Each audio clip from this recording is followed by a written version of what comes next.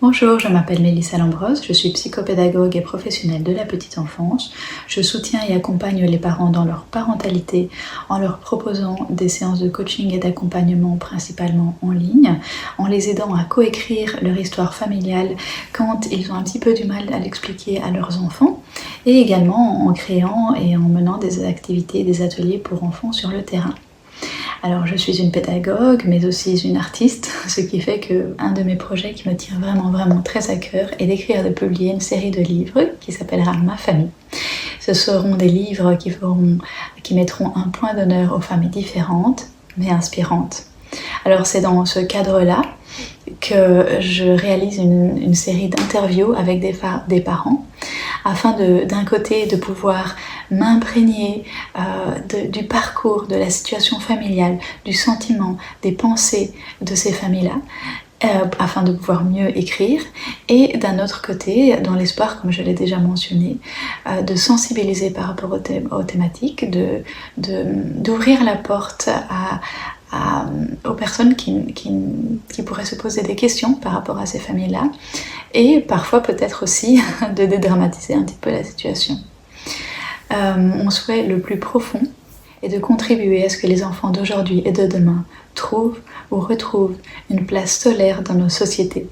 Parce que la société, la culture, la langue, les traditions, tout ça, ce sont des choses qui changent, qui évoluent en fonction de nos systèmes de valeurs et de nos systèmes de pensée.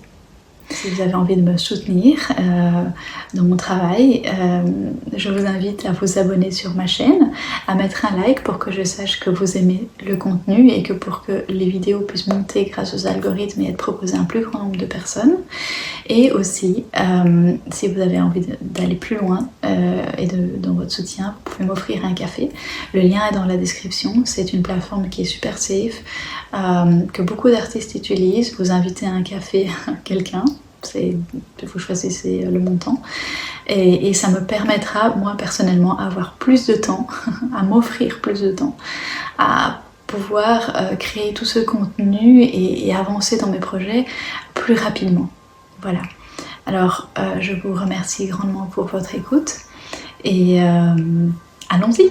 Bonjour. Aujourd'hui, nous avons la joie d'accueillir Sophie, maman de Billy qui a 2 ans. Elle est maman solo et tout de suite, nous commençons notre interview avec elle. Bonjour Sophie. Bonjour. Alors, qu'est-ce qui t'a mené à la décision de devenir maman solo? On rentre dans le vif du sujet. Qu'est-ce qui m'a amené à cette décision? J'avoue que j'essaie de préparer tes questions et en même temps, c'est tellement ma vie que je me dis: «OK, je vais essayer d'y répondre». Qu'est-ce qui m'a amené à cette décision? En fait, j'avoue que j'aime moyennement cette question parce que, ça génère souvent une justification de ma part. Et j'ai l'impression, en tout cas, d'avoir dû justifier ce projet auprès de beaucoup de gens pendant pas mal de temps. Donc, j'aime moyennement cette question parce que c'est vrai que ça reste original. C'est vrai qu'être maman solo par PMA, ça reste quelque chose de très original qui se voit pas encore beaucoup. Euh, mais du coup, moi, je ne demande pas aux couples hétéros, tiens, pourquoi ils font des enfants, et à se justifier là-dessus. Mais Donc c'est vraiment, c'est une ça a été- question qu'on t'a beaucoup posée et avec où tu as ressenti un certain jugement? ah oui, mais c'est même pas ressenti, hein. Il y avait des moments où c'était juste que j'étais égoïste et que blablabla et que je ne pensais pas à son bien-être parce qu'un enfant a besoin d'un père, etc., etc. Voilà. Après, moi, mon histoire est celle-là parce que j'ai eu pas mal de relations amoureuses et il n'y en a aucune qui a mené, pour moi en tout cas, à visualiser un bon partenaire de vie et en même temps un bon père, enfin que ce soit équilibré, que ce soit, enfin voilà, il y avait toujours quelque chose qui allait pas et en fait pour moi ça s'est avéré être un peu une évidence. Je me suis dit ok, je veux devenir maman.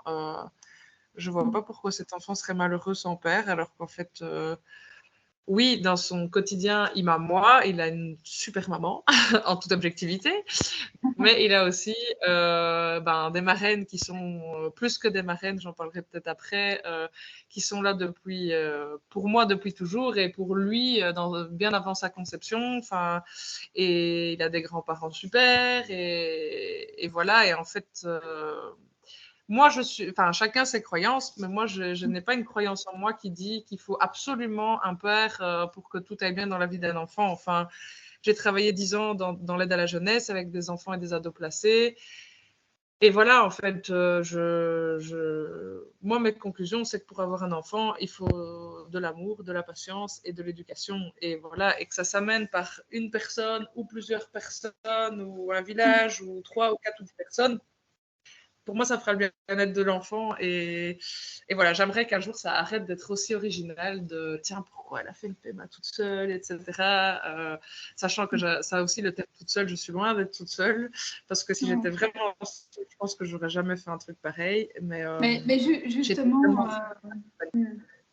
justement, ça c'était une de mes questions. Comment tu ressens justement ce terme maman solo, du coup, maintenant que tu me dis. C'est vrai que je suis maman solo dans le quotidien. Enfin, on vit tous les deux, ça c'est vrai. Et c'est moi qui vais le chercher à la crèche, qui l'amène. C'est moi qui lui lit des histoires, qui le guérit. Je suis sa maman. Et c'est vrai que je suis sa figure, d'amour et d'éducation au quotidien. Ça, c'est clair et net. Et on est une super équipe tous les deux.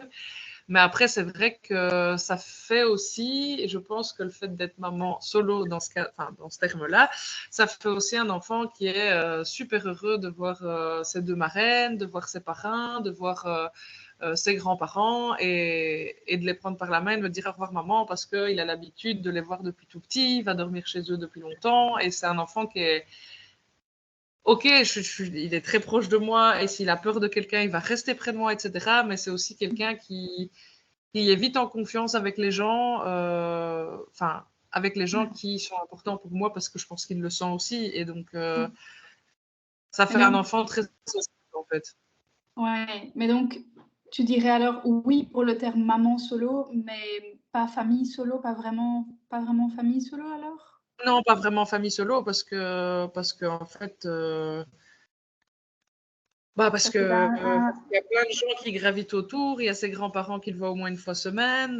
Moi, j'ai été, enfin, ces deux marraines, c'est comme mes deux sœurs en fait. C'est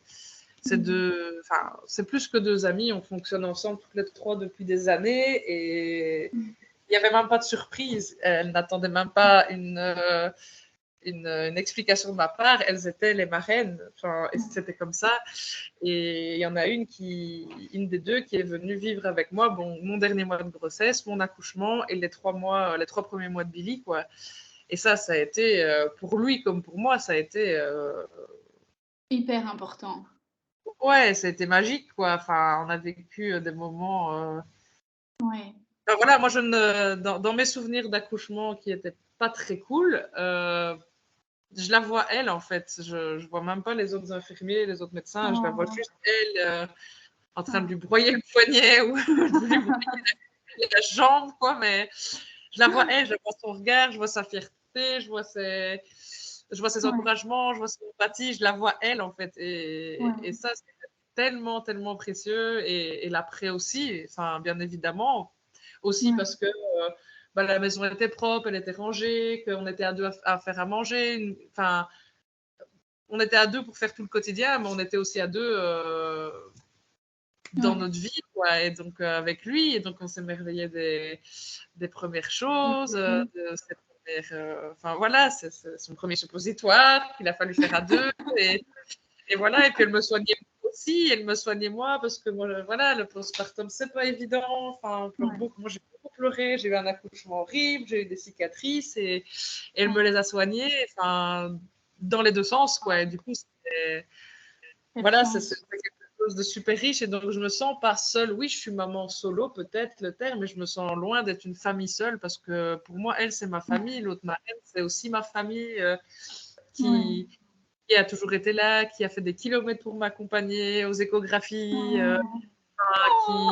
Je vais verser ma petite larme, attends. C'est trop Comment touchant. ça, quoi. Elle fait des kilomètres pour venir le garder quand il était malade. Enfin, elle est médecin, donc elle a quand même aussi. Enfin, elle habite déjà très loin d'ici et en plus elle est médecin. Enfin, elle a déjà mis des jours de congé, elle a rétréci ses journées pour venir m'aider. Enfin, et pour être là pour son filleul, quoi. Et en fait, enfin, moi, j'en attendais pas moins de leur part, mais en même temps, quand je le vis et quand je vois mon fils qui les réclame, qui dit qu'il les adore, enfin, c'est. Oh. Et voilà, et mes parents, c'est pareil. Eux, c'est venu plus tard parce qu'ils n'ont pas accepté directement le projet, mais maintenant, ils sont là pour moi à fond. Enfin, ils sont aussi un modèle Comment ça a d'éducation. été, En comment fait. ça a été, comment ça a été l'annonce justement dans ton entourage? Ben, avec les amis, ça je me rappellerai toute ma vie, il y avait plusieurs annonces. On était à un week-end, on est 10, enfin une bande de 10 potes à être nés en 1990. Et du coup, on s'était dit, OK, on fait un énorme week-end qui s'appellera le week-end des 30 ans. Et du coup, il y avait en plus nos autres amis, mais qu'on connaissait tous, donc on était vraiment beaucoup avec des enfants, etc. Et il y avait eu plusieurs annonces et moi j'avais dit que j'avais aussi une annonce à faire et j'avais dit que j'allais faire une PMA solo et je me suis fait applaudir. Voilà. Je m'y attendais pas trop, mais voilà, et on a dû m'embrasser, on a dû dire qu'on était content pour moi et voilà, je m'attendais pas trop à ça parce que j'attendais vraiment beaucoup de jugements et en même temps je sais que dans mon groupe d'amis c'est comme ma famille aussi, Ouais. enfin voilà, ils acceptent, ils sont heureux, ils pleurent. Enfin voilà, C'est voilà. ça. Ce Et sont tous dans des ma amis famille, ce sont tous des amis de longue date qui te oui, connaissent oui, bien. oui, quand même. C'est toujours les mêmes depuis des années, mais c'est avec eux qu'on grandit, qu'on évolue, qu'on voit allez, qu'on voit nos évolutions, qu'on grandit. Enfin, maintenant on a des enfants, donc il y en a beaucoup qui ont des enfants, donc c'est lié aussi. Ouais. Voilà, ça a été l'acceptation dans le groupe d'amis, mais dans la famille, c'était pas pareil, quoi. Enfin, c'était pas le bienvenu dans ma famille nucléaire, en tout cas. Enfin, la famille, Papa, parents, maman, frère, c'était, sœur. voilà, c'était pas le bienvenu parce que je pense que inquiétude, parce que je pense que aussi il y a une certaine, euh, enfin une certaine ouverture à se dire, ok, en fait, on peut créer une famille et on peut être maman solo et on peut, enfin, c'est pas toujours un homme, une femme et cette espèce de chemin que la société nous impose. Et je pense que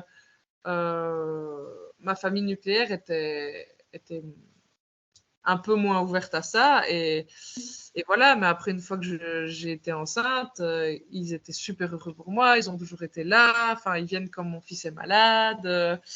Combien de temps ça leur a pris pour accepter en fait le fait que tu allais avoir une, alors je demande ça pour les personnes qui sont, peut-être inquiètes par rapport à leur propre famille, enfin à leur propre projet de parentalité ou qui sont en train de le vivre.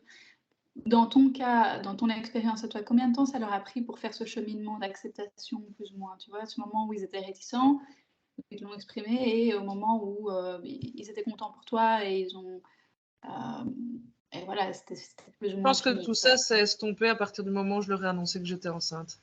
Et j'étais à plus de 3 mois, donc voilà. Donc, OK. Donc dès le moment que tu leur as annoncé, Ça s'est estompé. J'avais l'impression que ce qui s'était passé avant, pas avait pris fin, mais qu'ils avaient compris, qu'ils étaient enfin heureux pour moi. Et je pense ils avaient peur aussi de se dire, bah, peut-être c'était de la peur de se dire, bah, elle va être seule, comment elle va faire, machin, bien etc. sûr. Enfin voilà, et je pense que quand je leur ai annoncé, ben, j'ai vu dans leurs yeux, dans leurs regards, dans leurs larmes qu'en fait, je méritais ce qui m'arrivait et qu'ils étaient aussi heureux que si j'avais eu un mec à côté de moi, quoi. Et voilà, et ça, c'était trop bien. OK. C'est chouette et tu leur avais annoncé avant combien de temps, plus ou moins? Avant que tu commences la PMA? En fait, j'ai annoncé que j'allais faire la procédure, donc avec tout, j'avais expliqué tout le cheminement, les examens physiques que j'allais subir, gynécologiques plutôt, pardon, et la psy, combien de temps ça prendrait, qu'il y avait un essai par mois, etc. Enfin, tout le schmilblick, quoi. Et ensuite, j'ai eu 3 essais et puis je suis tombée enceinte au 3e, j'ai rien dit et enfin, j'ai rien dit sauf T'as attendu de... aux marraines et voilà. Mais, mais voilà, du coup, quand ça a fonctionné, j'ai attendu, je me suis dit: «OK, on s'emballe pas», même si quand même, enfin, j'avais des signes qui étaient bien là, quoi et Ouais. du coup, j'ai fait cette fameuse écho des 3 mois, qui m'a montré que j'avais vraiment un être humain dans le ventre avec, des mains, des pieds, des Les doigts, des orteils battements. et tout et là, j'ai halluciné, je l'ai vu bouger et tout, j'ai fait: «Oh waouh, j'ai un bébé dans le ventre, c'est un truc de fou» et quand on m'a dit que C'est tout là que allait tu as bien, aussi réalisé. Ça t'a aidé à ouais, ouais, réaliser. beaucoup, je sais bien que la marraine qui a vécu chez moi, elle m'avait accompagnée pour, la toute première écho, là où on voit juste un point et on entend un cœur qui bat, quoi. Elle, ça lui avait fait vraiment un choc d'entendre ça et moi pas trop bizarrement. Je m'étais dit: «Ouais, OK, il y a un cœur mais je vois rien à l'écran». Enfin, c'était voilà, c'était un peu flou, quoi et je pense que je me protégeais aussi de me dire: «Ça fait pas 3 mois» et cetera Ouais, donc c'est vrai. j'attendais et puis à cet écho des 3 mois, je sais pas, j'ai un souvenir que l'écran, il était devant moi et on a mis la caméra sur mon ventre et j'ai fait: «Oh waouh!» quoi. Là, j'ai Il avait aussi décroché. la forme d'un petit être humain, là, maintenant, ça, c'était plus Ouais, juste. vraiment, enfin, avec sa tête, son ventre, ses bras, ses pieds, ses orteils et tout ça, j'étais là: «Waouh, j'ai un bébé dans le ventre, c'est complètement fou cette histoire» et comme tout allait bien et ben, on a eu une réunion de famille, parce que enfin, c'était des anniversaires et cetera et puis j'ai fait mon annonce et voilà. Ça, je m'en rappellerai toute ma vie. C'était trop d'émotions. Tu as montré les photos de l'échographie, du En coup? fait, j'avais fait des cartes, Chouette. moi-même, donc j'avais acheté du papier, que je pliais en 2 pour faire des cartes et j'avais fait imprimer, sa petite écho des 3 mois, enfin lui, en fait, bébé, en noir et blanc, et j'avais fait une carte, pour, mes parents. Heu, Celle de mon frère, je lui avais donnée un peu avant, parce que c'est un des parrains aussi et Sacha, mon cousin, je lui ai donné aussi et bref, cette petite carte mettait, heu qui mesurait telle taille, qui faisait tel poids, et il était mis veux-tu devenir nanani, mon papoun, et donc Oh. voilà, ma maman a pleuré, elle m'a pris dans les bras, et mon papa n'avait pas bien compris tout de suite, mais ça c'est lui, il est très distrait, donc on a beaucoup ri, et c'était trop chouette, et après j'ai donné une carte à mon cousin en demandant s'il voulait être aussi le parrain. Donc OK, donc on a les 2 marraines qui sont très proches, voilà, ce sont tes sœurs de cœur. Moi, j'appelle ça comme ouais, ça et puis il y a les 2 parrains alors aussi? Il y a ton ouais, frère ouais, et ouais, le cousin? c'est ça, c'est OK. ça. Que Billy voit peut-être un peu moins ou a peut-être moins vu au début mais qu'il adore quoi. Maintenant, c'est bon, il adore. Il a eu aussi un espèce de passage, mais qu'il a encore parfois, il a peur des messieurs. Je ne sais pas pourquoi, mais OK. euh, sûrement qu'il y a plein de gens qui vont se dire, mais c'est parce qu'il n'a pas de papa. Et pourtant, j'ai une de mes amies les plus proches qui est aussi maman solo, et en fait, lui, c'est l'inverse. Son enfant va vers les messieurs tout le temps, donc on peut en tirer les conclusions qu'on veut. Enfin, en tout cas, le mien, il avait peur des hommes. Le seul homme dont il n'avait pas du tout, du tout, du tout peur, c'était mon père, quoi, depuis toujours.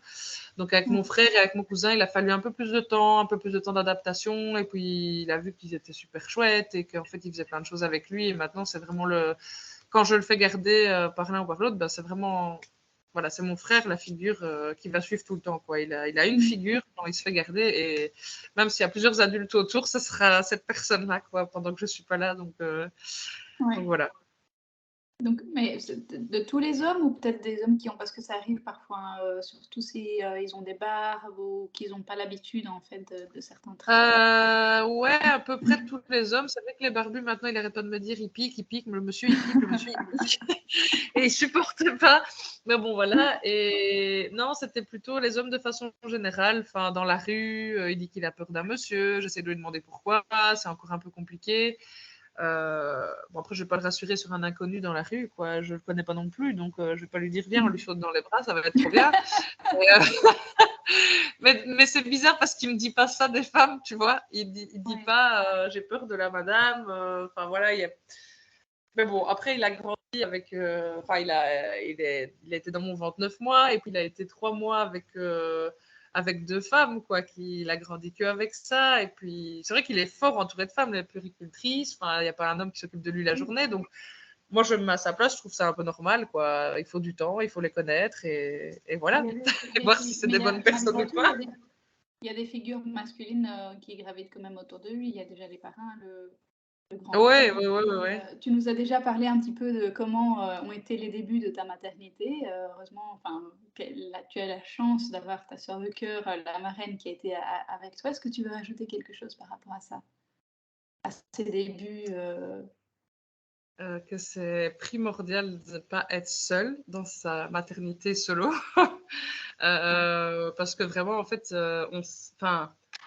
on sait qu'on va avoir une chute d'hormones, on sait qu'on va pas bien dormir. En fait, tout ça, on le sait, mais ça n'a rien à voir avec le fait de le vivre. Une fois qu'on le vit, c'est vraiment autre chose. On peut pas s'imaginer ce que c'est, en fait, comme être maman solo, on peut pas s'imaginer ce que c'est. Ben, la chute d'hormones, on peut pas s'imaginer ce que c'est. Surtout que j'ai eu un accouchement vraiment pas facile, donc en fait, avoir quelqu'un qui est en plus ma meilleure amie, qui était là dans mon quotidien pour moi, pour mon fils, qui m'écoutait, qui pleurait, enfin, qui me faisait des plats réconfortants et qui me prenait dans ses bras, c'est une survie, quoi. Faut pas rester seul à ces moments-là. Ni les 2 semaines avant parce qu'on est énorme et qu'on sait plus faire grand chose, mais ni après parce qu'en fait vraiment la chute d'hormones ça rigole pas, quoi. Enfin, c'était au début j'ai passé quelques semaines à être dans cette espèce de stress post-traumatique de l'accouchement qui a vraiment été hard, et ensuite est venue la chute des hormones où T'avais su où je me préparer regardais sous la douche et où je me disais mais je suis dégueulasse, c'est horrible ce corps, et je pleurais, et en fait vraiment je peux pas m'imaginer avoir vécu ça sans elle, c'est pas possible, quoi. C'est pas possible. T'avais su préparer ton accouchement? T'avais une Ah préparation? oui, tout était préparé. Enfin, j'avais vraiment fait un projet. Après, voilà, j'étais pas contre ni pour la péri. Je m'étais dit, ok, on va voir, on se laisse le doute parce que je sais pas ce que c'est. Et encore une fois, ça, c'est des douleurs aussi. Faut être mentalement préparé à se dire que c'est les pires douleurs de sa vie, quoi. J'ai une pote d'ailleurs. Mais non, mais vraiment, en fait, les femmes qui je vont suis regarder désolée, la hein. vidéo, il n'y a plus de bébé après. Non, mais j'ai une pote qui a accouché et elle m'a dit vraiment, je vous en veux, quoi. Et c'est une pote aussi très proche, quoi. Et elle m'a dit, je vous en veux. Et j'ai dit, ben pourquoi? Et elle dit, ben en fait, moi, j'aurais aimé qu'on me dise à quel point ça faisait mal. J'aurais aimé qu'on me dise que c'est vraiment les pires douleurs de ta vie. Et j'ai dit, ouais, mais sauf que qu'en fait, quand t'es déjà avancé dans ta grossesse et que t'es grosse comme un ballon, c'est chaud de venir dire, ouais, tu vas douiller parce qu'en fait, il n'y a pas le chemin arrière, quoi. Moi, quand j'ai perdu les os, j'ai dit à ma pote, je veux pas y aller. Je suis restée assise sur le pot, j'ai dit, je veux pas y aller, j'y vais pas, en fait. J'étais terrorisée, elle m'a dit, va falloir y aller. Et en fait, cette conscience de se dire, on peut plus faire machine arrière, en fait, il va falloir le sortir, ça fait peur, quoi. Enfin, on va pas se mentir. Ouais. Mais bon, alors, je vais me permettre quand même de faire une petite parenthèse pour les parents, futurs parents, etc. qui nous regardent. C'est clair on sait que la douleur de l'accouchement, c'est très, très intense, normal. Mais voilà, parfois, ça peut quand même se passer. Il y a des techniques de soutien, de la prépa qui peuvent aider. Et ça dépend d'une femme à l'autre, évidemment. Et aussi le post-accouchement, le postpartum aussi, évidemment, comment ça va se passer. Et pour les femmes d'ailleurs qui sont seules, qui n'ont peut-être pas cette chance d'avoir des femmes de cœur, il y a des doulas, il y a des sages-femmes. Enfin, allez aussi, pour les mamans ou futures mamans qui nous regardent, allez chercher du soutien à l'extérieur si vous n'en avez pas dans votre vie proche. C'est important de dire ça aussi parce que voilà, tout le monde n'a pas la chance non plus. Voilà. Mais bon, ton expérience à toi, ça a été très difficile et j'entends bien, enfin on entend bien. Mais voilà, c'était hyper important du coup que la marraine soit là pour toi. Ouais, c'est clair. Et voilà, quand elle est partie, je l'ai senti dans mon quotidien, dans l'organisation, mais aussi psychologiquement, quoi. Je sentais que j'ai commencé la vie de maman toute seule, et avec un petit, c'est pas évident. Et plus le temps passe, moins c'est difficile, dans le sens où il s'écarte dans les maladies. Enfin, je veux dire, il est de moins en moins malade, il parle de plus en plus, on comprend de plus en plus de choses et tout, mais Mais voilà, ça n'a pas été évident, mais après, on s'est adapté Et et on a des petites choses que tu as mises, qu'est-ce que tu as pu mettre en place pour t'aider avec l'expérience un petit peu maintenant pour les maladies, pour les repas, je sais pas, les choses du quotidien aussi. Je pense qu'en fait, les maladies, faut prendre sur soi la première année. C'est peut-être pas Je très crois que c'est positif. pour tous, par contre, vraiment. Tous les Non, mais c'est parents, vrai. là. Non, mais Ouais. il faut être réaliste parce que c'est des trucs qu'on dit pas et que moi aussi, j'aurais bien aimé qu'on dise, en fait. Enfin, moi, j'aurais bien aimé que, avant de me dire, oh, t'es égoïste, ton enfant n'aura pas de père, c'est, en fait, la première année, un enfant, c'est hard. C'est hard parce que ça fait ses dents, parce que il y a tout qui fonctionne, il y a tout qui se met en place. Parce qu'en fait, ils font leur immunité, donc ils sont très souvent malades, tu vas être très fatigué, mais je serai là pour t'accompagner. Voilà ce que j'aurais voulu entendre, en fait.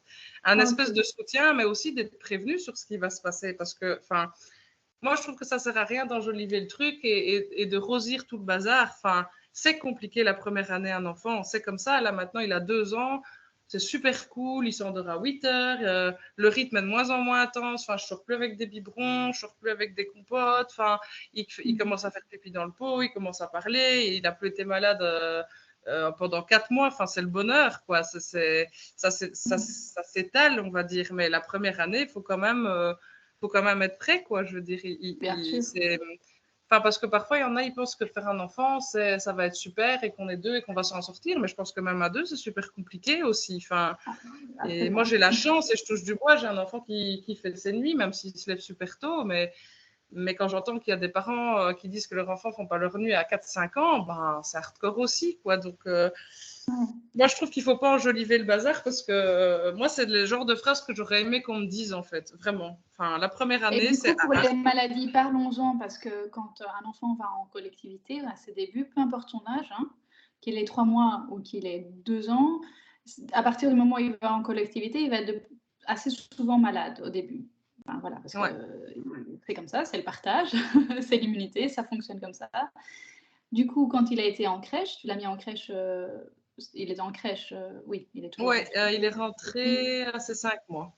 OK, et donc quand il a Moi, commencé à tomber malade assez souvent, comment est-ce que tu as pu t'organiser? c'était hardcore, quoi. Parce Prendre qu'en fait, congé de ton travail?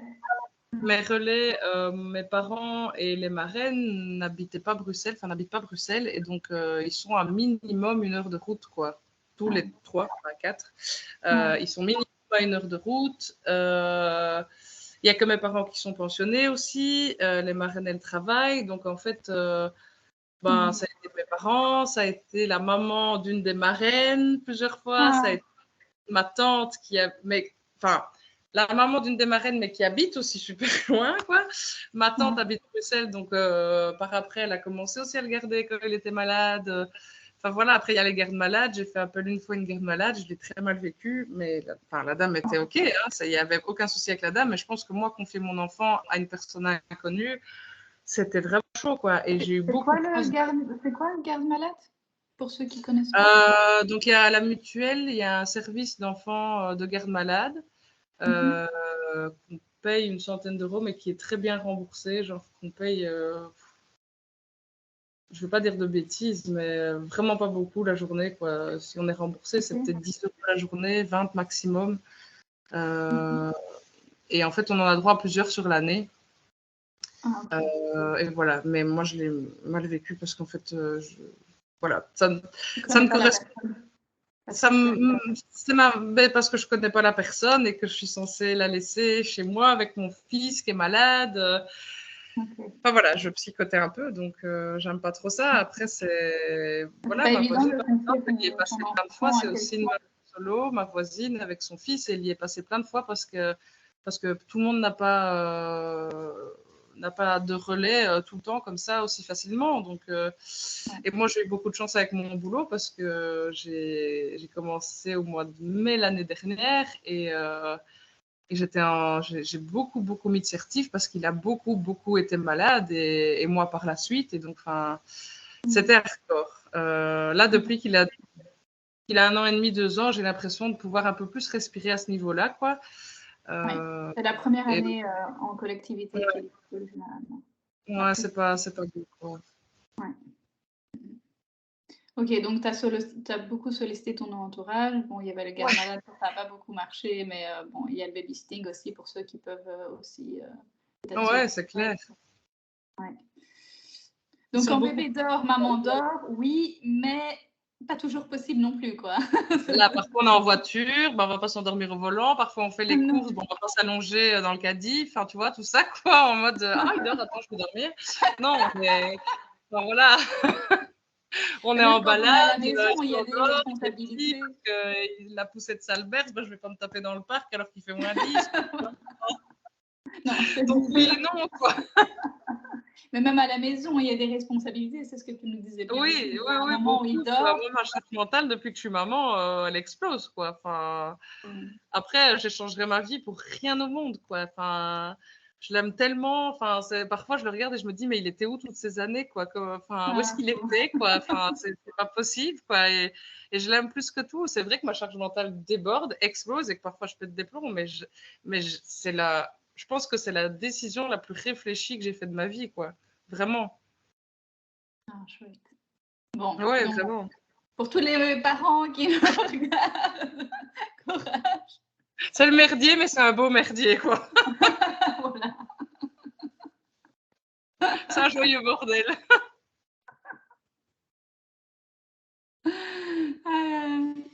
Bon, alors, quand tu l'as amené en crèche, revenons à la Ouais. crèche. Est-ce que tu as expliqué, enfin, je suppose que tu as un petit peu expliqué ta structure familiale? Est-ce qu'il y a eu des réactions? Comment Ah ça a été ben, perçu, etc. écoute, je n'ai pas expliqué. C'est comme à la commune, c'est comme pour faire son identité. J'ai dit que j'étais son parent et du coup, dans les papiers, j'ai toujours rempli comme seul parent avec des numéros d'urgence en dessous. Mais voilà, ils ont eu la décence de me poser aucune question. Je pense qu'en plus, à partir du moment où moi, je ne l'explique pas à quelqu'un, ça ne regarde personne. Mais après, ce n'est pas pour autant que j'en fais ça quelque chose de tabou. Moi, je suis très au clair avec ça. Je ne lui mens pas. Il sait très bien qu'il n'a pas de papa. D'ailleurs, hier dans la voiture, je ne sais pas si c'est. Il le sentait que c'était la veille de l'interview, mais il m'a dit Billy, il n'a pas de papa. Billy, il n'a pas de papa. Il a une maman. Et oui, oui, il le sait. Et je dis oui, il a une maman au quotidien, mais je dis il a une super nanny, un super papoun, des super marraines. Et alors il dit oui, j'adore, j'adore. Et alors il dit, je dis t'adores qui?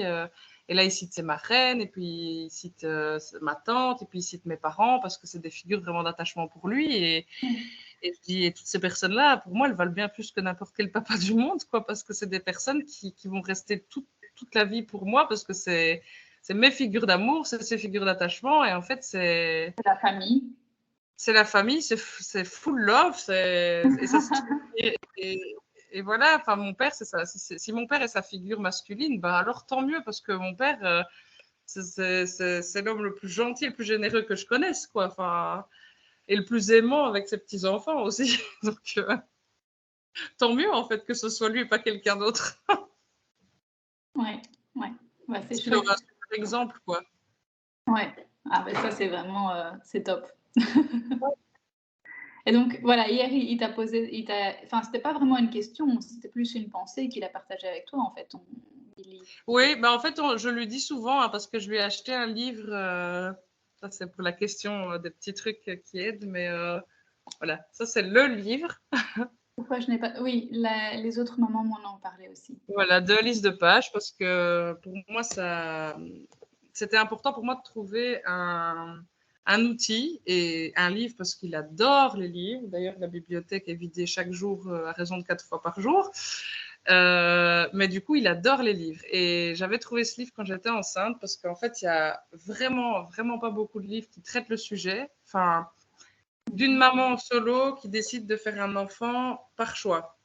Ouais. Ça, c'est Mais c'est complètement. pour ça qu'on est là. Voilà, On va ça raconter existe. un petit peu.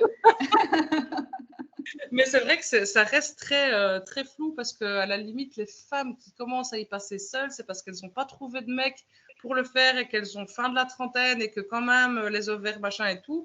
Et que moi, j'ai décidé ça, j'avais 30 ans.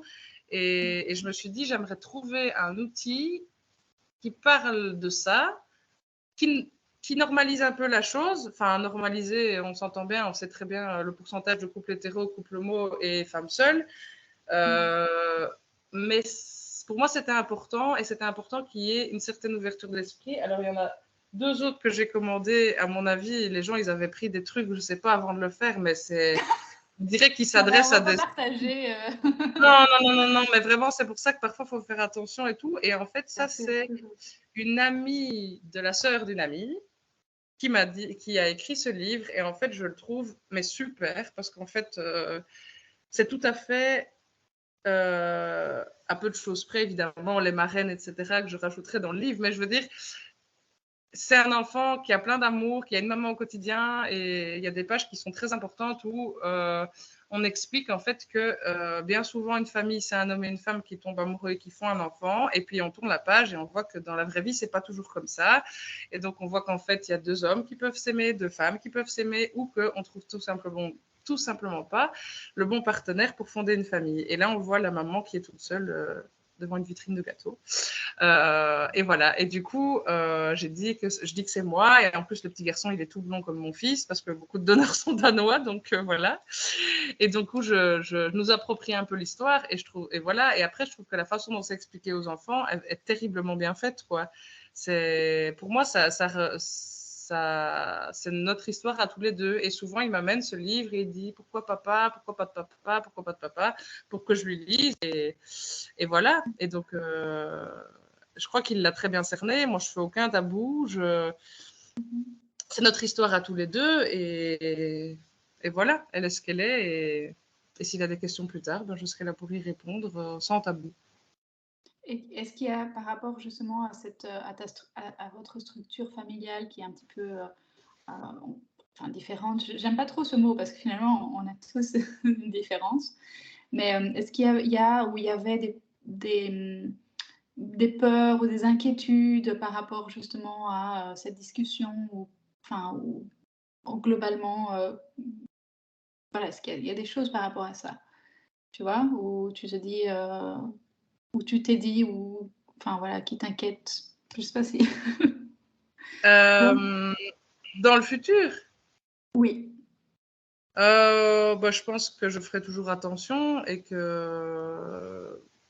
Enfin, en fait, moi, je n'ai pas Ou envie qui qu'on... t'ont inquiété et qu'en en le vivant, finalement, c'était pas du tout comme ça, tu vois. Tu t'es dit, ça peut être quelque chose que tu t'es dit et que finalement, ça s'est déconstruit aussi. Hein. J'ai pas tout compris, je crois. Est-ce que justement, du fait que voilà, y a pas de papa, est-ce que ça t'a. Il y a des choses qui t'inquiétaient, tu vois, où quand tu as commencé ce processus, tu t'es dit, voilà, ça m'inquiéterait un petit peu s'il me pose cette question, ou qui toujours te préoccupent pour le futur, tu vois. Pas vraiment, bizarrement, pas vraiment. J'ai pris l'habitude avec lui de vivre au jour le jour, voire d'heure en heure. Et donc, je pense que tout ça se fera au feeling, comme quand on s'occupe des enfants, quoi. C'est des trucs qui viennent par après.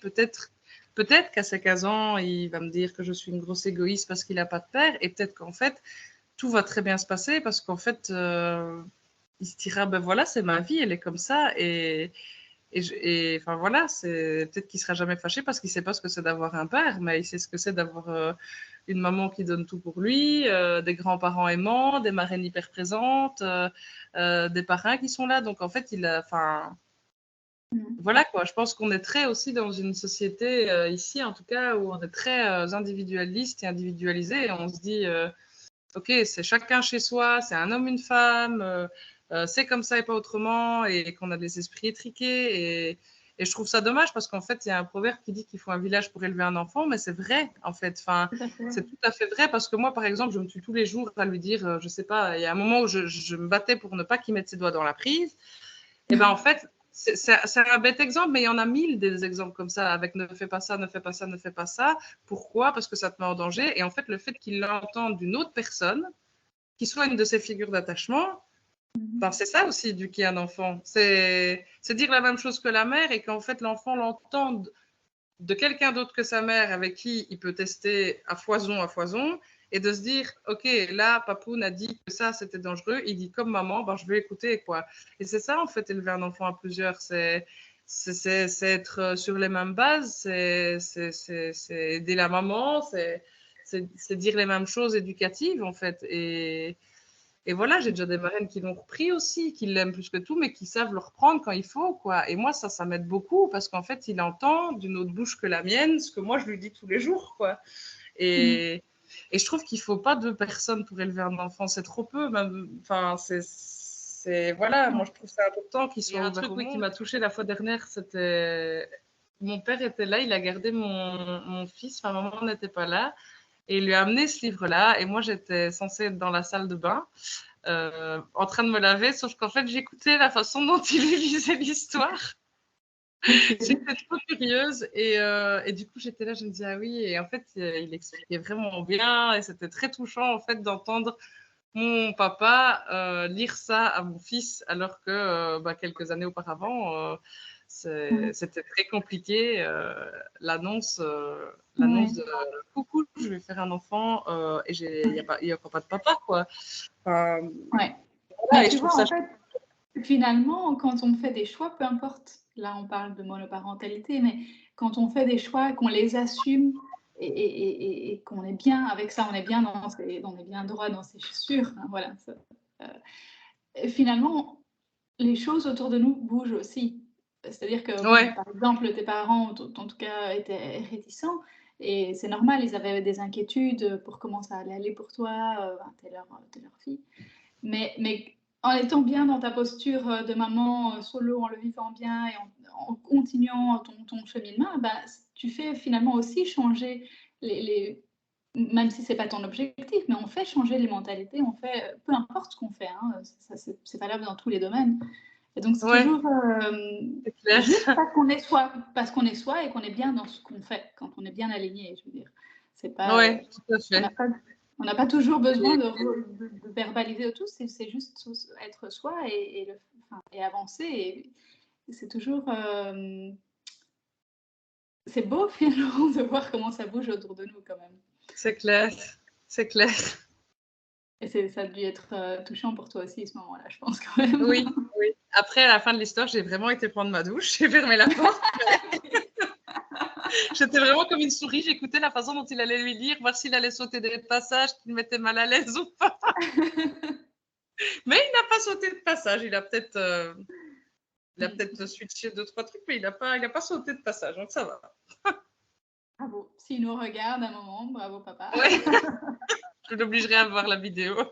Voilà. Pour revenir un petit peu, juste une dernière question, je sais que ça, voilà, on avait un petit peu discuté de ce qu'on allait discuter à l'avance, mais dans la structure collective, l'école, la maternelle, crèche et tout ça, il y a la fête des pères. Alors, est-ce que voilà, est-ce que il a déjà vécu ça? Comment ça s'est passé du coup? La première fête des pères, du coup, il était tout petit, donc les puéricultrices sont venues me chercher, me trouver en me disant voilà, il n'a pas de papa, qu'est-ce qu'on fait? C'est la fête des pères quand même. Et du coup, j'ai dit qu'il avait des marraines et donc en fait et des grands-parents et du coup, ils ont décidé de faire c'était des sets de table magnifiques. Peinture très abstraite avec la tête de Billy en plein milieu, j'adore. Elles ont eu, voilà, et donc elles ont eu bonne fête marraine, et donc chacune a eu son set de table. Et voilà. Et alors cette année, par contre, il était chez les grands, et moi, ça me sort de la tête, en fait, la fête des pères, ça me... Enfin, c'est peut-être parce que je parle pas avec des parents tout le temps au quotidien, ou en tout cas Enfin, les mamans avec lesquelles je parle au quotidien, il y en a une qui sort avec une femme et une qui est solo, et c'est les seules. Enfin, voilà. Qui sont les plus proches. Donc, en fait, j'ai pas beaucoup de références de fête de père, quoi. Mais c'est vrai qu'à un moment donné, je me suis dit, ah oui, c'est vrai, c'est la fête des pères. Et en fait, ils avaient fait qu'un cadeau, ils ne m'avaient pas posé de questions. Et la puéricultrice m'a dit, bon, ben voilà, on a quand même fait un cadeau, ne sachant pas, mais toujours d'un air très désolé. Et en fait. Un cadeau pour qui? Du coup, un cadeau pour qui? C'est la bonne question. Du coup, il est sur ma cheminée. Mais alors, c'était un peu maladroit parce qu'en fait, je me dis, en fait, surtout que cette puéricultrice-là, elle sait qu'il n'a pas de papa depuis le début parce qu'il était chez les petits avec lui, puis il est passé chez les moyens, et puis maintenant il est chez les grands. Et en fait, c'est pas grave. Enfin, c'est pas grave. Non. Moi, je me le garde et je me souhaite bonne fête aussi doublement parce qu'en fait, je mériterais tous les jours d'avoir bonne fête maman pour ce que je fais.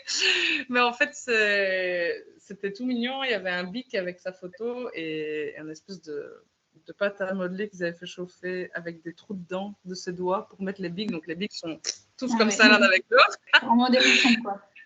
Voilà, mais il n'y en avait qu'un. Et du coup, je me dis, ben, je ne vais pas les donner à mes parents cette année parce que je me dis, sinon, ça va faire un jaloux. Et en même temps, les donner aux marraines, elles avaient eu l'année dernière. Et donc, je me dis, il n'y en a qu'un aussi. Et donc, du coup, je me suis dit, bon, je vais me le garder. C'est très bien.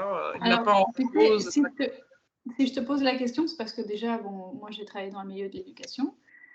J'ai travaillé en crèche, aussi en maternelle, et on a des familles qui sont de plus en... Enfin, on a des familles, des structures familiales différentes, qui de plus en plus nombreuses. Donc, des couples homoparentaux, des mamans, des familles monoparentales, voilà, enfin, finalement, en fait, le couple maman-papa est toujours ensemble et ça dure en plus et ils ne se séparent pas. Et puis après, il n'y a pas une reconstruction avec des nouveaux demi-frères, demi-sœurs.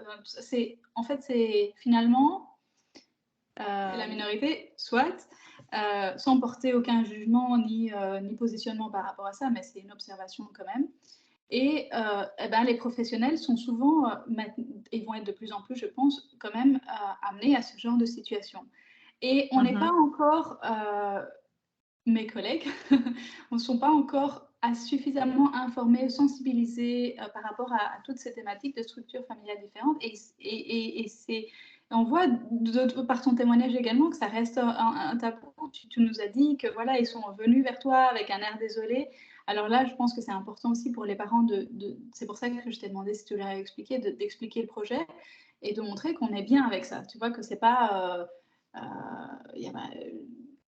c'est pas une situation dramatique pour une raison ou une autre. Donc, voilà. Et puis, les écoles, après, ça, c'est à la direction, en collaboration avec les puéricultrices ou les institutrices et les instituteurs maternels, enfin, voilà, de voir un peu si on pourrait transformer la fête des mères et des pères en fête de parents. Ça, c'est quelque chose qui demande une certaine ouverture d'esprit déjà. Voilà. Et si on ne veut pas changer ça, ce que je peux comprendre, mais c'est une des propositions qui existent, en tout cas dans la littérature, c'est aussi de parler avec l'enfant et de dire, OK, c'est la fête des pères. Est-ce que les enfants, ils comprennent, tu nous as expliqué très bien, et ils comprennent très vite, voilà, c'est leur réalité de toute façon. Mais de voir avec l'enfant à qui on voudrait faire ce cadeau. Donc, OK, est-ce que tu voudrais faire ce cadeau à ton grand-père, à ton parrain un tel, ou ton parrain un tel, ou est-ce que tu voudrais le faire à ta maman plutôt, voilà. Enfin, voilà, avoir peut-être une discussion, même s'ils sont tout petits, ils comprennent la différence déjà, et cette différence pour l'enfant qui la vit, c'est quelque chose qui est normal parce que c'est leur réalité. Ils comprennent néanmoins que c'est pas la réalité de tout le monde à partir du moment où ils vivent en collectivité. Mais ils peuvent, enfin, je veux dire, si nous, on n'a pas de tabou par rapport à ça, nous les adultes qui entourons l'enfant, et qu'on est bien par rapport à ça, qu'on l'apporte à l'enfant d'une certaine façon, il n'y a aucun problème. Donc c'est un peu dommage quand j'entends, tu vois, que tu me dis, voilà, ils ont fait, parce que c'est juste qu'ils ne savaient pas comment le gérer. Ils ont fait un cadeau, voilà, mais il y aurait pu y avoir un discours déjà avec la maman, dans ce cas-ci, après ça pourrait être voilà, avec le parent. Oui, et même plus tard avec l'enfant, Et en avec fait. l'enfant, de lui laisser le choix de, OK.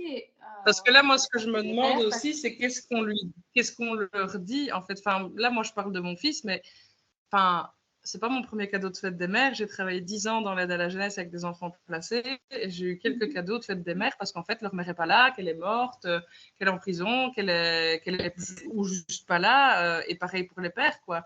Et en fait, moi, je me demande juste, là, par exemple, en l'occurrence pour mon fils, qu'est-ce qu'on leur a dit, en fait? Probablement rien. Quel a été entendu, quoi? Qu'est-ce qu'il a entendu? Parce qu'il l'a fait, ce bricolage, tu vois. Et donc, je me dis, qu'est-ce qu'on lui a dit? Parce qu'on leur a dit, c'est la fête des pères, on va faire un cadeau pour papa. C'est pas le seul enfant qui n'a pas de papa. Enfin, voilà. Et donc, je me dis, c'est une perte de Mais chi comme pareil pour question. la fête des mères quand il n'y a pas de maman. Oui, c'est clair, Et pareil c'est clair. quand il y a deux mamans, pareil quand il y a deux papas, pareil quand dès qu'en C'est fait on n'est touchy à pas dans le mort, quoi. Enfin, moi, à chaque fois, je me le suis dit, mais déjà bien avant d'avoir Billy, rien que par mon boulot, je recevais des cadeaux de fête des mères avec des déclarations d'amour d'enfants. Et j'étais là, moi, ça m'a touchée à mort. Et je me suis dit, mais les pauvres, quoi, qu'est-ce qu'on leur dit? Il n'y a même pas un petit nota bene de PS, si vous n'avez pas de papa ou de maman, en fait, faites ça pour une personne que vous aimez très fort, tu vois. Et je me dis, c'est dommage parce qu'en fait, les gens disent un jour, il demandera son père, et puis son père, et son père, il était quoi? Son père, son père. Et en fait, je dis, en fait, c'est son géniteur. C'est hyper important dans notre projet, pour son développement, de dire ce terme. Et alors, enfin, les gens, j'entends par là les gens qui ne sont pas mes proches disent, mais si, il va le demander. le mot papa ou le mot père, voilà, ça relève d'une fonction. Oui, mais ça, c'est pas ancré dans la tête de tout le monde. Et donc, en fait, moi, je dis, c'est pour ça que c'est bien qu'on le mentionne. Maman, papa, père, mère, c'est une fonction, c'est un rôle. Au même titre que grand-père, grand-mère, voilà. Alors que là, il n'y a pas de fonction. Il y a un donneur, un géniteur, mais il n'y a pas la fonction du parent. non, c'est ça. C'est pour ça que c'est plus approprié, on va dire. On pourrait dire père biologique pour ceux qui, voilà, mais c'est plus approprié dans ton cas de figure de dire, voilà, le donneur ou quel mot tu utilises? Le géniteur, voilà. Parce que c'est une fonction biologique et c'est pas un rôle parental. Voilà, donc ça c'est une petite aparté justement pourquoi ça peut être dérangeant pour des parents qui ont fait recours à la PMA d'entendre le mot papa, maman, père, mère, enfin soit parce que c'est une fonction et c'est un rôle qui n'est pas. Donc voilà, peut-être que cette petite explication pourra aider les gens. Mais les gens, quand ça ne rentre pas dans enfin, certaines personnes, quand ça ne rentre pas dans leur cadre de vie, leurs valeurs, leurs choix, ils comprennent pas et du coup, ça en vient à des jugements. Sauf qu'en fait, moi, enfin, je comprends pas pourquoi je serais jugée, alors qu'en fait, moi, je juge pas leur vie avec leurs problèmes, leur mari, leur divorce. Leur popote interne, enfin moi ça me regarde pas quoi, et en fait je vois pas pourquoi moi je devrais systématiquement me justifier de ce projet et que ça soit aussi original aux yeux de certains, alors que mon enfant est tout ce qu'il y a de plus normal, plus épanoui et voilà. Tu sais, enfin, je veux dire, je l'ai déjà dit dans d'autres interviews, mais pour les parents qui sont deux, peu importe d'ailleurs, qui sont deux, ça leur semble déjà tellement compliqué aussi à gérer un enfant à deux que, oui, en effet, être seul, ça peut être complètement surprenant. Donc, tu peux voir ça comme ça aussi. Mais il y a des gens qui sont bienveillants et qui se demandent, oui, comment je m'en sors et que je suis une warrior et que c'est là. Mais ça, c'est de la bienveillance. Mais à partir du moment où, en fait, c'est juste dire, il va demander son père et c'est pas normal qu'il ait pas de père, il faut que tu te mettes en couple, il faut que tu te trouves un mec et des trucs comme ça. Non. Alors, je rebondis sur ça. Je vais rebondir sur ça et je vais te poser la question suivante. Maman solo, est-ce que ça veut dire femme solo? Ça dépend dans quel terme tu entends femme. Ça veut dire couple. Là, oui, actuellement, mais parce que ça me convient, en fait. J'ai plus du tout envie d'être en couple, en tout cas en ce moment. Peut-être que ça me reviendra dans 5-10 ans, j'en sais rien, je peux pas le savoir. Mais là, moi, ma vie, elle m'a rarement autant épanouie. J'ai arrêté de chercher le prince charmant qui pouvait être le père de mes enfants. Et en fait, je me sens bien, je me sens proche de ma famille, proche de mes amis, même si ben, un enfant, ça change la vie, on fait plus ce qu'on veut quand on veut, mais je me sens hyper épanouie dans mon rôle d'éducatrice, d'amie, de fille, de maman. Et en fait, moi, là, j'ai plus du tout envie. En fait, je m'en fiche. Voilà. Ça aussi, les gens de l'ancienne école, ils comprennent pas parce que quand même, il faut un homme pour évoluer dans la vie. Mais en fait, vraiment, je m'en fiche. Et j'ai déjà eu des dates, depuis que Billy est né, hein, j'ai déjà eu des dates. Je suis déjà sortie avec 2 mecs, mais en fait, c'est trop. C'est comme si c'était trop dans ma vie. Enfin, tu vois, je suis là, je m'occupe de mon fils, je m'occupe de mes résidents, et en fait, tout ça me convient et tout ça fait mes journées, ma semaine. il n'y a pas le temps pour ça et ça ne me nourrit pas. Et en fait, si j'ai un peu de temps pour moi et que j'ai besoin de quelque chose qui me nourrit très fort, je vais aller voir mes amis parce que c'est ce qui me nourrit le plus. Et que c'est vrai que je les vois moins qu'avant parce que je suis un peu isolée ici à Bruxelles. On va bientôt déménager, mais c'est vrai que je suis un peu isolée. Donc, quand j'ai l'occasion de faire garder mon fils, ben, je fonce voir mes amis, en fait. Et je passe du temps juste avec mes amis parce que ça aussi, c'est plus rare qu'avant. Enfin, et c'est du temps super, quoi. Donc, voilà. Donc, du coup, tu es plus dans ta bulle avec tes amis, ta famille, les gens que tu connais déjà, pour le moment, en tout cas. Ouais, Ça te ça nourrit, ça te me, suffit. ça me nourrit à mort. Et en fait, il y a des dates où je me suis dit, allez, je vais y aller quand même, ça peut être sympa. Mais en fait, je m'en fous. C'est pas un besoin, en tout cas, pour toi maintenant. Non, et la personne est en face de moi et moi, je suis en train de penser à ce que je dois faire après, alors que cette personne est peut-être très intéressante, mais non, vraiment, en fait, c'est trop, je m'en fiche et je me suis dit, bah, je vais pas me forcer pour faire comme tout le monde, en fait, tranquille, quoi. Oui, c'est. Tu as une réalité et il faut que la personne puisse rentrer dans ta réalité, ça te demande. Voilà, Oui, et ça, enfin voilà, il y a eu 2 personnes depuis Billy qui sont un peu rentrées dans ma réalité, bah, ça n'a pas du tout matché et moi, ça m'a mis dans un état horrible et ça m'a fatiguée et j'ai pas de fatigue à accumuler, j'ai pas le temps pour ça en fait. Enfin, si j'ai de la fatigue à accumuler, c'est parce que mon fils s'est réveillé tôt ou a été malade, mais pas parce que j'ai chialé, parce qu'il y a un mec qui a tenté de rentrer dans la vie d'une maman solo et qui savait pas ce que c'était être maman. Donc voilà, j'ai pas le temps, j'ai pas le temps pour ça. Ouais. Mais peut-être un jour. Peut-être. En attendant, là, j'ai tellement d'amour là en moi. Enfin, je suis une marraine, je suis une maman, je suis une éduque, je suis une amie. Et en fait, ça pour moi, c'est l'amour, c'est le vrai amour. Enfin, j'ai jamais connu ça. Je sais pas, je me fais réveiller par mon fils qui me dit je t'aime à la folie, maman. Mais la Terre peut s'arrêter de tourner. J'ai pas besoin de mec. Hein. Ouais, mais c'est aussi important finalement de se rappeler, de voir que l'amour, c'est plus que le couple. Et il y a tellement de formes d'amour, l'amour parental, amical, familial, enfin, il y a tellement, même au travail aussi. Donc, il y a tellement de formes finalement que si on est comblé dans d'autres Ouais. domaines, bah, peut-être que pour un temps ou même pour toujours, ça dépend de la personne, on n'a peut-être pas ce besoin de l'amour du couple. Oui, vraiment, moi, je retrouve mes résidents l'après-midi, je suis dans ma bulle, je suis contente, quoi. Enfin, je suis bien juste avec eux, il ne me faut pas d'autres adultes. Mais je suis bien, en fait, je suis bien avec eux.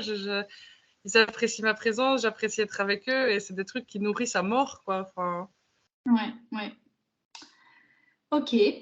Alors, bon, je suis un peu frustrée parce que j'avais encore je voulais juste terminer pour les personnes qui nous regardent, pour les crèches, etc. Parce que je sais que je reviens un petit peu en arrière, mais parce qu'on a un petit peu dévié et c'est quand même quelque chose qui est vraiment important.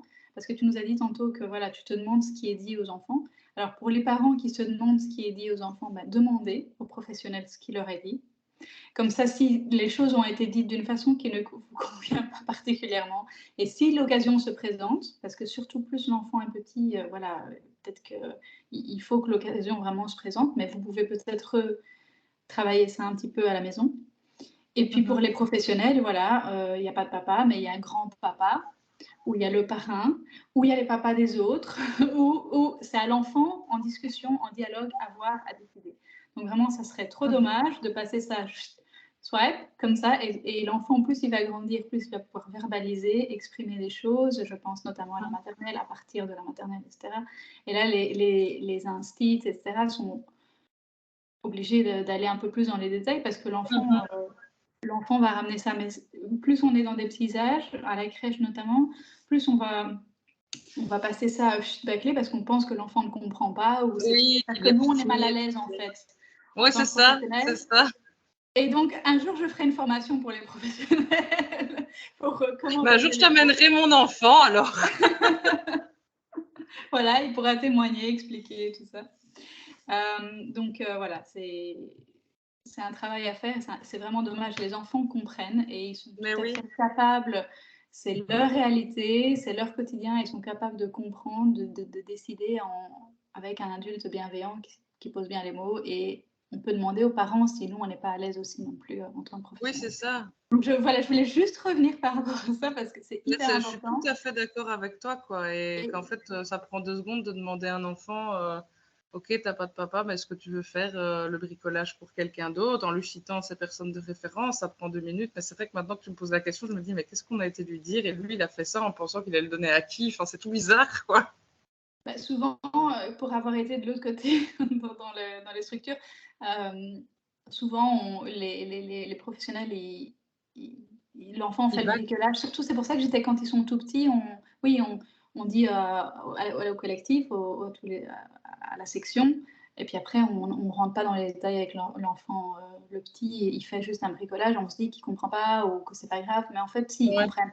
Et c'est pour ça que je disais qu'à partir de la maternelle, quand l'enfant va plus verbaliser, plus s'opposer, plus poser des questions, etc., et les instits sont amenés à aller peut-être réfléchir un peu plus, mais c'est juste, mais l'enfant, même le petit, il comprend très très bien et il peut très bien comprendre et il n'y a aucun problème. Ouais, c'est clair. Il faut juste que nous, on soit à l'aise en fait. Oui, Donc, vraiment, c'est vraiment ça. ouais. Donc voilà, désolée, je voulais juste revenir là-dessus parce que c'est super important. Oui, c'est clair. C'est super important. Alors, si un jour ton enfant regarde cette vidéo, qu'est-ce que tu aurais envie de lui dire? Tu as déjà dit plein de belles choses. Que je l'aime à la folie, mais ça ne changera pas. Et que j'espère juste qu'il soit heureux. Moi, c'est tout ce que je veux. S'il est heureux, je suis heureuse. Voilà. J'espère juste qu'il est heureux et qu'il est épanoui. Et voilà. C'est tout ce qu'il faut. Moi, c'est que mon enfant il soit heureux, quels que soient ses choix, ses comportements, ses attitudes. Quel que soit tout ça, en fait, j'espère juste qu'il est heureux dans ce qu'il fait. Et s'il est heureux, moi, je suis, quoi. Oh, trop beau. J'impatiente qu'il puisse grandir et entendre ce beau message. Oui, moi aussi. Est-ce que tu aurais un message que tu as envie de transmettre à toutes les personnes qui nous regardent? Un dernier message, parce que tu as déjà beaucoup de choses. Sachant qu'il y a vraiment plein de personnes, plein de personnes de milieux différents, mais euh, non, je ne sais pas là comme ça. Peut-être est-ce que si quelqu'un est dans le même questionnement ou voit un peu un sujet, enfin, qui se lance dans une PMA ou veut faire un truc solo, etc., moi, je suis toujours ouverte à ce qu'on vient de me parler. Parce que c'est vrai que dans une vidéo, c'est court de synthétiser son vécu, son ressenti, les coups durs, les coups super, enfin, l'organisation, ça prendrait des jours à expliquer et que je suis toujours open si on veut venir me parler de ça avec bienveillance et ça sera avec grand plaisir. Et j'espère juste qu'un jour, peut-être avant ma mort, qui sait, ce soit normalisé et que, enfin, normalisé, peut-être pas, mais que ce soit moins original, que ces enfants-là et ces mamans et ces parents-là soient moins stigmatisés. Aussi, je pense aux couples hétérosexuels, parce qu'en fait, dans la démarche, il y a la démarche des couples hétéros. En tout cas, dans l'hôpital où j'ai été, il y avait la démarche des couples hétéros. Et à côté, avec scindé par une ligne, la démarche pour les couples homo et les femmes seules, ce qui équivalait à plus de rendez-vous psy. Et donc, ça, moi, c'est un truc qui m'a... Enfin, je trouvais ça normal et pas normal. J'ai trouvé... Excuse-moi, parce que moi, je suis aussi passée par la PMA et il y a un premier rendez-vous psy. Ah non, moi, j'ai eu droit à 3. Parce que j'avais que 30 ans et que j'étais une femme seule. Voilà. Ah, donc ça varie? Oui. En tout cas, là, pour moi, ça variait. Déjà, en fait, de base, et ça, c'est peut-être important aussi Excuse-moi, à tu étais à savoir, quel c'est qu'en fait, moi, j'ai hôpital? au Chirec à Delta, parce que j'ai pas eu beaucoup de choix parce que les autres hôpitaux m'ont refusé parce que j'avais que 30 ans. Ah ouais? Ouais, en fait, il y avait un hôpital, je voulais aller à Saint-Pierre, là où j'ai accouché, et en fait, la dame avait commencé à prendre mes notes, à prendre un rendez-vous, etc. Et quand elle a dit nom de votre conjoint ou votre conjointe, j'ai dit j'en ai pas, je suis toute seule. Et là, elle a dit mais attendez, vous avez que 30 ans. J'ai dit oui. Elle a dit bah alors ça sera pas possible. Et Ah, il y a eu quelques hôpitaux comme ça où je devais retéléphoner à 35 ans, quoi, parce que j'étais toute seule et parce que quand même, peut-être en 5 ans, je vais rencontrer le prince charmant, etc. Et du coup, c'est un peu... Enfin, on se sent un peu... On se dit, ok, c'est normal de voir un psy, mais en fait, c'est tous les parents de la Terre qui devraient voir un psy alors, ah, parce ça c'est que sûr. enfin, Ça, c'est sûr. voilà, et du coup, Ouais. c'était très stigmatisant, je trouvais, pour. Enfin, j'ai pas fait la démarche en tant que couple. Moi, j'ai fait la démarche en tant que maman célibataire, mais en fait, je trouvais ça très stigmatisant parce qu'en fait, les couples hétéros, ils avaient droit aux mêmes examens gynécologiques parce que ça, c'est C'est la même procédure, ouais. du pratique, on va dire, Ouais. quoi. Enfin, mais les examens psychologiques, si je ne m'abuse, ils n'en passaient qu'un, sauf aussi, évidemment, il y avait de quoi travailler ou que la psy estimait que. Mais, mais voilà, et ça aussi, c'était un truc que je voulais dire pour mon parcours, c'est la gynéco, elle était super, et quand elle m'a fait tous mes examens, elle m'a dit, super, vous commencez le cycle prochain, tout va bien, quoi. Enfin, en gros, quoi, après l'examen des trompes, les triques, les machins, etc. Et la psy, elle, a retardé le processus et disait toujours c'est juste pour vous parler, c'est juste pour vous parler, c'est juste pour vous rencontrer. Et elle disait toujours cette phrase je ne suis pas le feu vert ni le feu rouge de votre projet. Et dans ma tête, je ressortais en disant ben, meuf qui a 25 ans, enfin j'avais du mal, elle était plus jeune que moi et je sais que c'est pas ok parce que c'est son métier, mais j'avais beaucoup de mal en fait à expliquer le désir d'enfant à quelqu'un qui était beaucoup plus jeune que moi. Si moi je me remettais à sa place, ben, j'avais pas du tout envie d'être maman à son âge et de devoir me sentir un peu jugée, de devoir justifier mes choix, d'attendre 5 semaines, de refaire, donc de louper un cycle, de refaire un autre rendez-vous psy pour qu'elle refasse la même chose, qu'elle me refasse patienter un mois et du coup de nouveau rater un cycle. Alors que moi, la gynéco m'avait dit, le premier son de cloche, c'est on y va, quoi. Et du coup, j'ai dû attendre 3 cycles, je crois, 3 mois. Alors, c'est pas grand-chose et mon troisième essai a été réussi et donc tout ça n'est pas grave. Mais c'était juste que je me suis dit, ok, en fait, est-ce qu'on fait autant de schmilblick avec des parents hétéros qui sont pas toujours très adéquats parce qu'en fait, ben, tous les enfants placés que j'ai vu passer pendant 10 ans, et il y en a eu quand même pendant 10 ans, enfin, ça tourne, c'est que des parents hétéros, c'est que des hommes et des femmes, enfin, et du coup, je veux pas stigmatiser ça non plus, mais je me dis, Non, bien enfin, pourquoi sûr, il y a est-ce de qu'on magnifiques donne parents autant de... Pardon? Non, je dis non, bien sûr, il y a de magnifiques parents hétérosexuels, Dieu merci Oui, aussi. mais je trouve ça un peu stigmatisant qu'en fait, parce que on aime quelqu'un du même genre, du même sexe que nous, ou parce qu'on est tout seul et qu'on a juste pas envie d'être en couple, bah, du coup, on voit quand même plusieurs fois la psy parce que quand même, c'est pas normal, etc. En fait, ça fait toujours écho à se dire qu'on n'est pas très normal, quoi.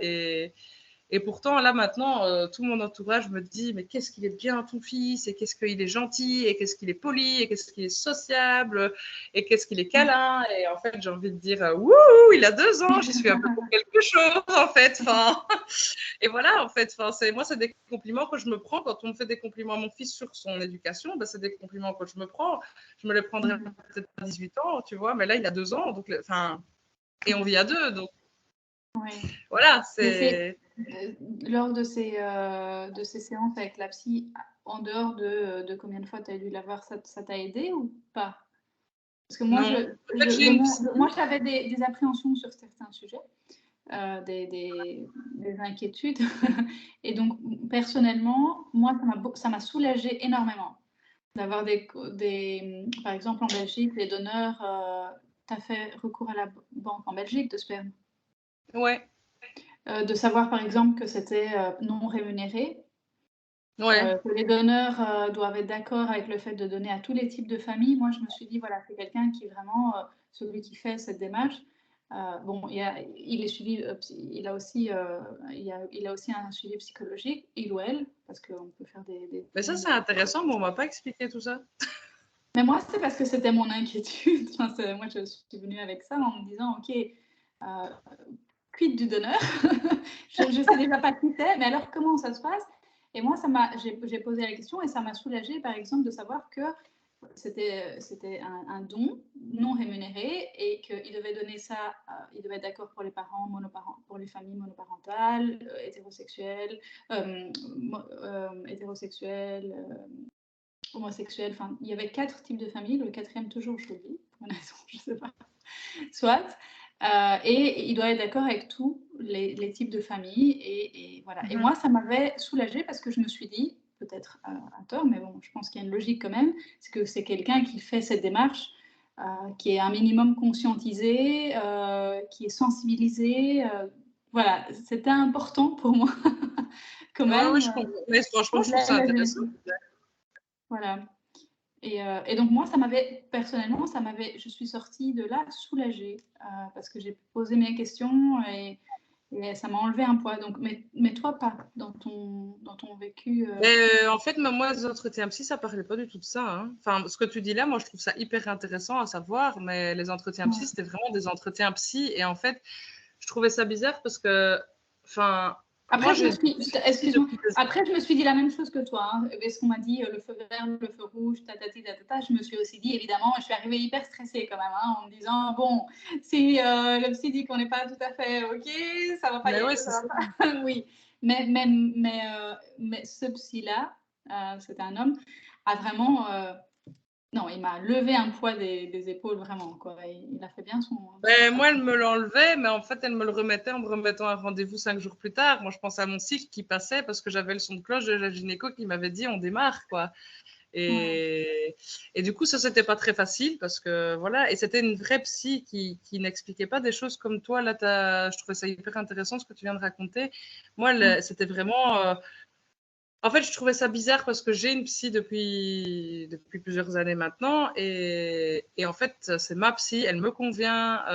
On a fait un travail de dingue avec elle et que si j'ai quoi que ce soit, je prends rendez-vous avec elle. Et du coup, de devoir expliquer pourquoi je fais ce projet à une nana qui avait l'air d'avoir la vingtaine toute fraîche et toute pimpante, ça me faisait bizarre parce que je me disais, ok, enfin, je vais lui parler de désir d'enfant, ça tombe, ça va pas lui parler du tout. Je sais que c'est son métier et en même temps, je me disais, ben, c'est tout bizarre, enfin, de devoir me confier à quelqu'un parce que c'est la procédure, mais que je connais pas, alors que. Et pour finir, en fait, j'ai fait ces 3 entretiens. Entre-temps, j'ai donné aussi le numéro de ma psy qui m'a énormément soutenue et avec qui j'ai beaucoup travaillé quand j'ai dit que j'allais faire ce parcours PMA célibataire, quoi. Et elle m'a beaucoup soutenue et donc elle a appelé ma psy. Et ma psy a été, à mon avis, très élogieuse à mon sujet. Mais en même temps, c'est elle qui me connaît le mieux depuis des années. Donc, s'il y a quelqu'un qui est à même de juger si je vais m'en sortir, entre guillemets, ou pas, c'est grosso modo la question, bah, c'est à elle de le dire, pas à quelqu'un qui sort de l'hôpital, que j'ai jamais vu de ma vie et qui sait pas par quoi je suis passée non plus, quoi. Donc voilà. Mais bon, ça, c'est derrière. Mais c'est vrai que moi, ça me... Voilà. Et d'un côté, je comprends à quel point c'est aussi important. Et bon, ça serait intéressant. On sent qu'on n'est pas tous sur on n'est pas tous logés à la même enseigne, on n'est pas tous sur la même ligne, quoi. Enfin, si j'étais venue avec mon mec parce qu'on n'arrivait pas à avoir d'enfants, ben, ça tombe, je n'aurais même pas eu des rendez-vous psy, quoi. Tu vois? Mais ça, c'est dommage parce que ça serait intéressant que tout le monde ait un rendez-vous psy. On a tous besoin, on a tous des questionnements et enfin, ça serait avec un bon psy. Je précise quand même. Et voilà, donc ça serait. Voilà. Mais je savais pas que c'était pas quand on est, enfin, que tu as eu 3 rendez-vous. Bon, ok. Mais on voit à quel point, en tout cas, c'est intéressant de. Au troisième, j'ai d'un côté, c'est hyper important aussi parce qu'on peut arriver avec des questions et qu'il faut voir quand même à qui, parce que tous les adultes ne. Voilà, ça n'a pas l'air peut-être très gentil ce que je dis, mais ne devraient peut-être pas être parents. Donc c'est quand même important de voir voilà, qui on a en face, qui fonctionne bien, etc., psychologiquement. Ça serait pareil pour tout le monde, évidemment. Ouais. Ça aurait été l'idéal, évidemment. Mais c'est un peu dommage d'avoir vécu cette expérience comme ça, parce que finalement, ils sont aussi là pour d'un côté, quand même, pour voir qu'il y a une structure psychologique saine pour le parent à devenir, mais aussi pour t'aider, tu vois. Et donc, déjà, tu t'es pas du tout identifiée avec cette psy, parce qu'elle était trop jeune, elle n'avait pas l'air très... Oui, et puis moi, vraiment, j'ai ma psy et c'est elle, et je pense que ce sera toujours elle, quoi. Je l'ai trouvée, je la lâche plus, et c'est elle qui m'aide, en fait, c'est elle qui m'aide. Petite dédicace à ta psy qui va nous regarder un moment. Ouais. Non, mais c'est vrai. Et en fait, je l'ai trouvée et je la lâche plus parce qu'en fait, elle me correspond. Elle me correspond dans le travail qu'on fait. Elle me correspond quand elle me questionne. Enfin, et en fait, elle me fait faire un travail de fou depuis des années. Enfin, et du coup, moi, de voir avoir quelqu'un d'autre qui remplit ce rôle-là, déjà, moi, de base, ça m'allait pas, quoi. Mais voilà, c'est comme ça et c'est pas grave. Mais disons que la troisième fois, j'ai été. Parce que du coup, je voyais ma psy en parallèle en lui disant oh, on m'a encore fait attendre, ça commence à me faire perdre mes nerfs et tout. Enfin voilà, je me lâchais quoi. Et à la troisième fois, j'ai été plus. Allez. J'ai été plus directe, plus cadrante, je pense, un peu plus ferme, pas désagréable du tout, mais je pense plus ferme, plus sûre de moi et moins à me laisser influencer ou me démonter par ce qu'on peut me dire, parce que, enfin, elle m'a pas démonté du tout, hein, c'est pas ça, mais elle me questionnait.